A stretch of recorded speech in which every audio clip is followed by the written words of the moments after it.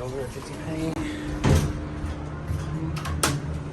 So I'm even working no indicator. How I do this is start moving before the doors even close. That way out. It's pretty hard. Oh, there's an indicator, although I don't sure if it really works.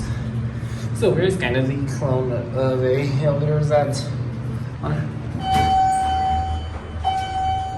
Okay. No idea. Looks like a Dover. No idea what that said.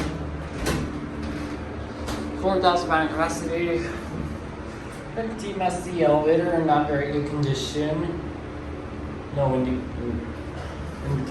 Direct. This is the indicator right here. It does not work.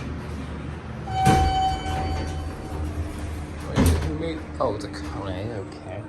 Or at least Kone modified or maintained them. Wasn't fan like Dover. And JCPenney heard of it.